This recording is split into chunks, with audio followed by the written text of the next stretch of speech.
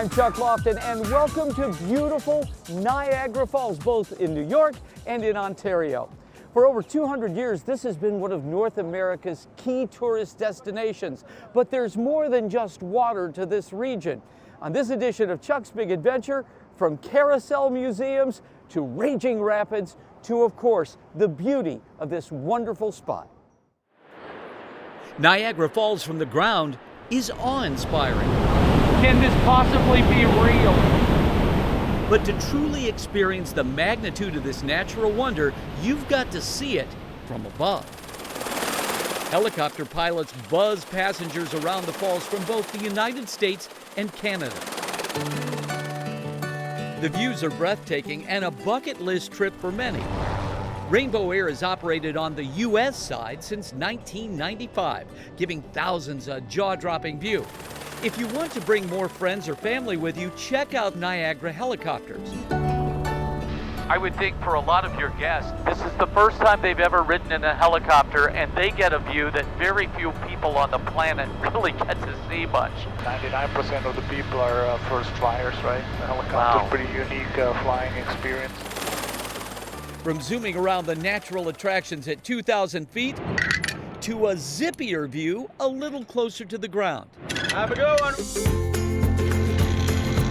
Juan, I'm sure this is a great zip line, but what a view. It is. It's an amazing view. Yeah. Bye-bye. 2,200 feet of natural wonder and accessible for all. Yeah. We're also the only zip line in the world that lets guests with accessibility to come on. So let's say you're in a wheelchair or you have movement problems in your legs, you are still able to enjoy our zip line. A beautiful perspective and a great way to take in this natural wonder.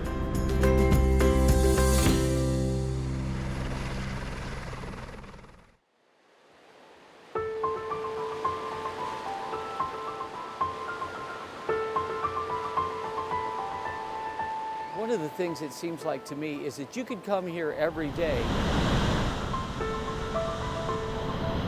and you see the water, but it's almost a different experience every day, right? Why is that, do you think? It is. Wow, the conditions, the lighting, weather. A visit to Niagara Falls is all about seeing nature's power. The most popular view? It's from the water, aboard an iconic vessel. You have to do Maid of the Mist. It's the thrill of a lifetime. The Maid of the Mist first challenged these perilous waters as a border crossing ferry in 1846. 1848, it became a sightseeing vessel. Since then, different boats, same mission: get passengers close to the falls. I'm going to ask you the question that everybody who's ever ridden this boat has wanted to ask you. Here we go. How in the world do you navigate this vessel when nobody can see anything with this mist? Well, to be honest, I'm still trying to figure it out, just letting you guys know. Actually, Captain James Strasberg operates this boat with laser focus. The falls demand it. You get quite a bit of mist coming on right through here off the American Falls. And then as you approach the Canadian Falls, you'll see a shield of just straight mist. Looks like we're about to head right underneath. At some spots, the falls drop 675,000 gallons of water a second. Be prepared. You will get wet, real wet. Well, we're in the meat of the ride, if you will, with hurricane force winds. I totally believe it. The Maid of the Mist is now in its 177th year of operation. A powerful tradition then, and a screaming, soaking, We survived the Maid of the Mist. wondrous thrill now.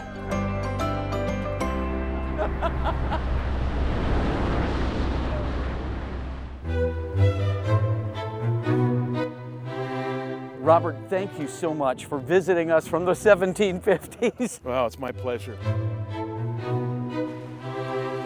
Is it possible to really understand the Niagara area without first understanding old Fort Niagara. No, I don't think it is. This was very, very early settlement by the French. They built what we call today the French Castle. They built it in 1726. And their objective was to keep the English out of the Great Lakes. There are barracks rooms, there's a trade room where we have trade goods, trade between the French and the Native Americans. There are officers' quarters, there's even a chapel in here. But I think what we're going to see first is the infamous well that is right inside the door. Let's go. All right. The old fort is a place full of lore and more than a few haunted happenings. So the story goes, on the nights of the full moon, a headless ghost sits on the edge of this well, bemoaning the fact that it's lost its head. Everybody in Western New York knows this story. And they want to see the well. And they want to see the well. And after hearing the story, I'm going to say, check, please.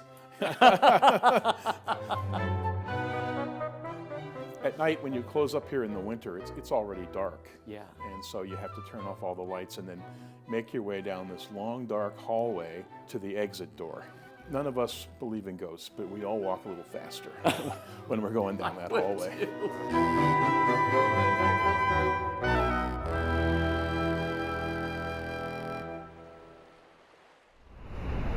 Niagara Falls is a demonstration of the beauty of nature and draws millions every year on the Canadian side of the Niagara River. Just up the hill, though, Face to face with the animals of the circus. is a collection of kooky, eclectic Canadian kitsch. In this very small area, we have everything from nature's beauty and quiet to all this. You know what? That's Niagara Falls. Clifton Hill is part Las Vegas, part Gatlinburg, and all fun. That really is the main draw, that anything you want to do, basically, you can within basically walking distance. It is really a one-stop shop. From the soaring views of Skywheel, to Ripley's Believe It or Not, to a rooftop roller coaster, Clifton Hill is a fun family-themed destination. You've got everything for every age group. We've got things for young families and couples to, people that are retirement age. They still come down and have fun. And finally, I'd like to mention that I'm somewhat of a big deal. Ron, back to you.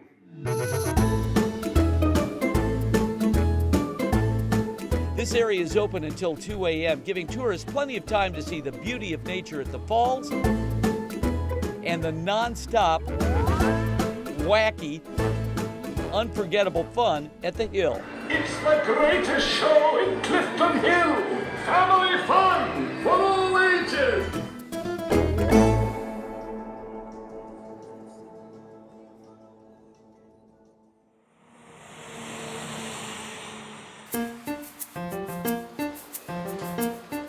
Kenny, I'm so excited about this because when I think of Canada, I do think of maple syrup, as does most of the world. Well, yeah, and that's what we wanted to do here at Maple Leaf Place. We wanted somewhere people can go and kind of celebrate Ontario maple syrup in their harvest. Okay, let's do some tasting because there are really 3 pronounced different kinds of syrup that you sell here. Absolutely. So we do offer these little tasting flights that are in our tasting room. So you got golden in the middle, we have amber. On the one side you get the dark. I'm gonna pick up my golden maple syrup, all right, and let's swish it back. Just take it in. Amber maple syrup, and this is what Canadians have grown up with. Amber, we like to keep for ourselves, and golden we like to send out to other countries. Okay. Keep that good stuff for the family, right? Cheers.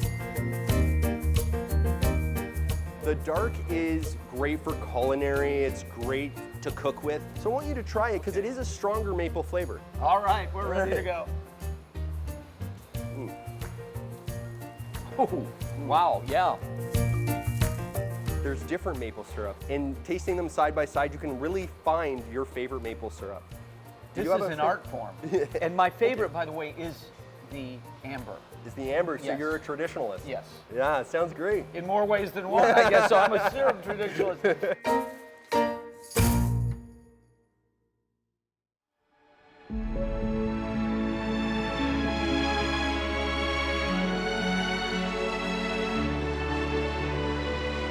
From above, Niagara Falls looks peaceful and serene.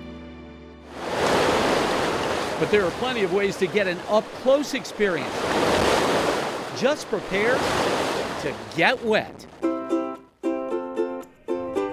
The Niagara Parks Power Station lets you see the history of how this natural wonder was harnessed for power production. Down what was a service shaft, but we'll be seeing all the underground infrastructure as we go. So we're going way down. We're going way down.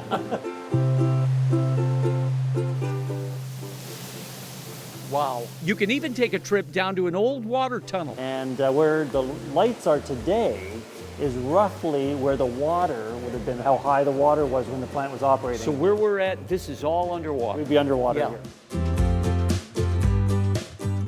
Wow. And there it is.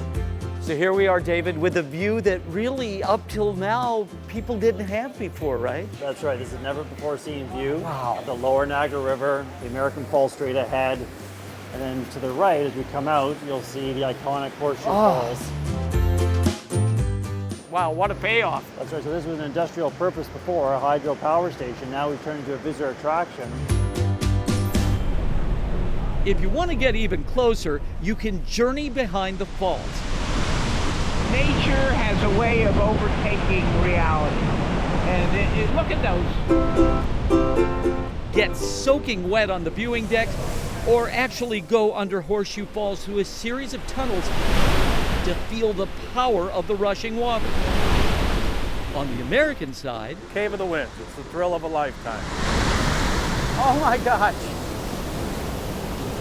Can this possibly be real? You can walk through the white water Wow. right up to the front, 10 feet from the base. This is the hurricane deck at Cave of the Winds. Since a child, I've always wanted to experience this. A deck with hurricane force winds, water flowing sideways, and that's why I'm sending photographer Steve Rhodes to check it out. It's one of the most popular things I hear down at the bottom. I can't believe they're letting us stand this close. You get soaked.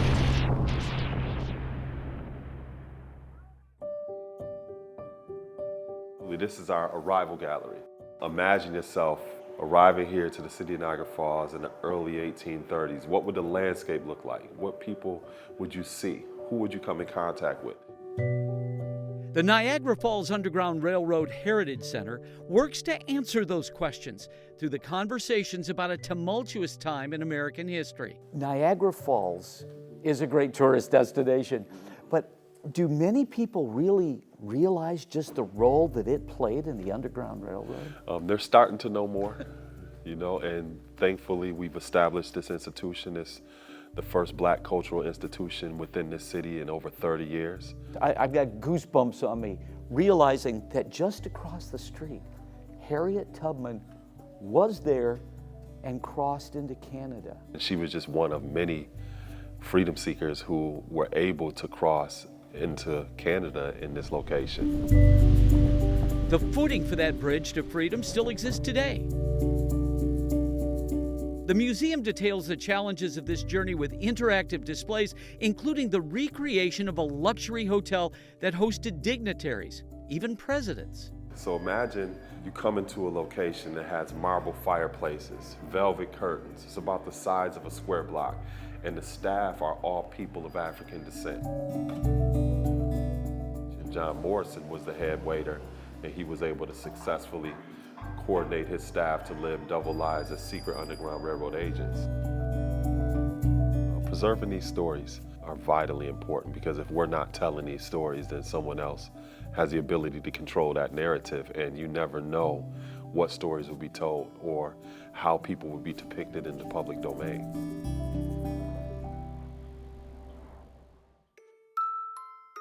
Close your eyes.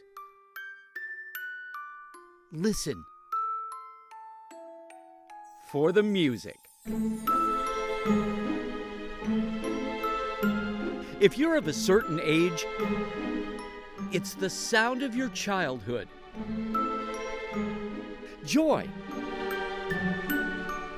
That was very likely crafted carefully in this tiny town. 50% of all wooden carousels in the United States were built by the Herschel companies. My name is Ian Sapella, and we are at the Herschel Carousel Factory Museum. Ian, to me, this is a jaw dropper. How old is this? Welcome to the Roundhouse. Yes. Okay, this is our 107-year-old carousel, built in this building in 1916.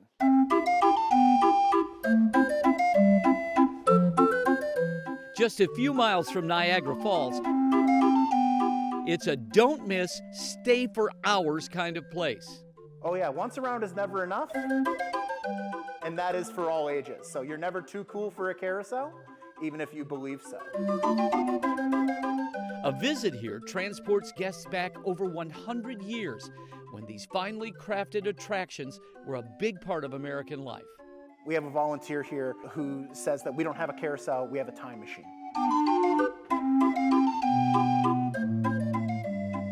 You could even get a look at where and how the work was done inside a carousel carving workshop. And I've noticed there are so many different looks of the horse heads. Was that just what they felt like of the day? Just what they felt like. The Allen Herschel Company is pretty much known for happy animals. Amusement is all about family. The family that's no longer with you, or it puts a spot in the future for these kids to be able to look back on in their past. And that time machine takes you back to a fond time, right? Yes, it does. It's a fine, fine time.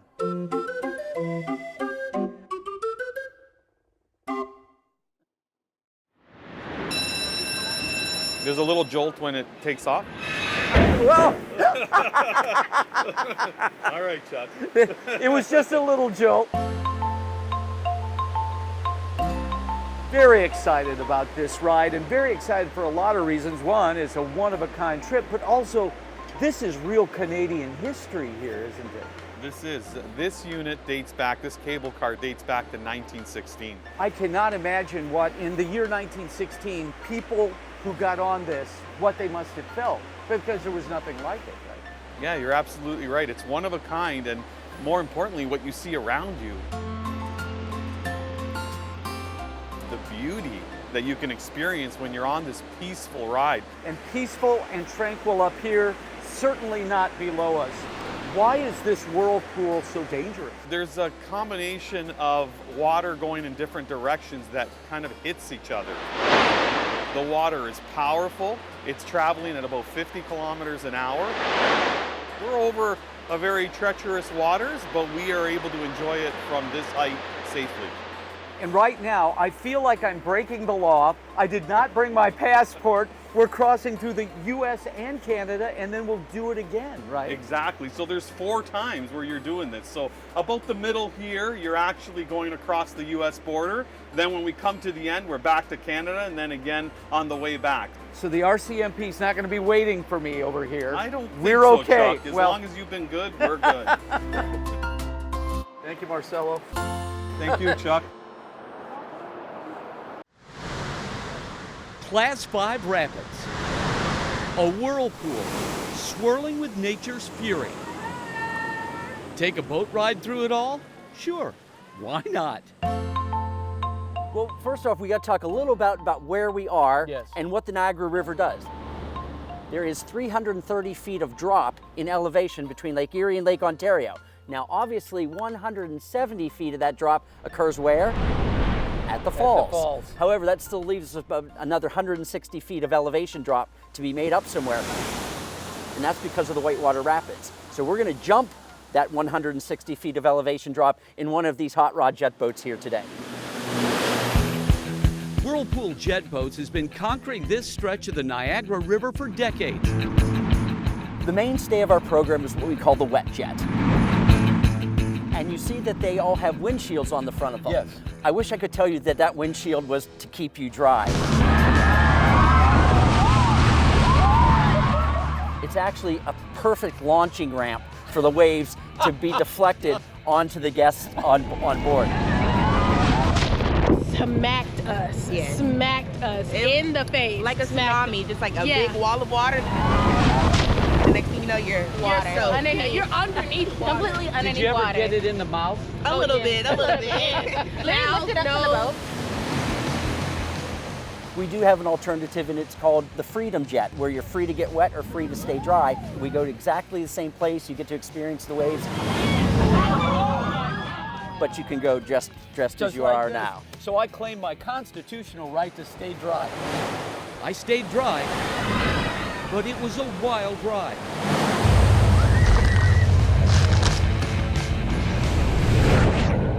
I think I'm like 10 pounds heavier from how wet I am right now. What people mostly say to me is that that is something that I thought I could never do. That's a place in this world I would never have thought of myself going to. Absolutely soaked. And it's really cool that these boats make it safe and enjoyable for the wide breadth of people that come here to Niagara. Well, we hope you enjoyed our visit to Niagara Falls. Many other stories coming up in the next few months on Chuck's Big Adventure.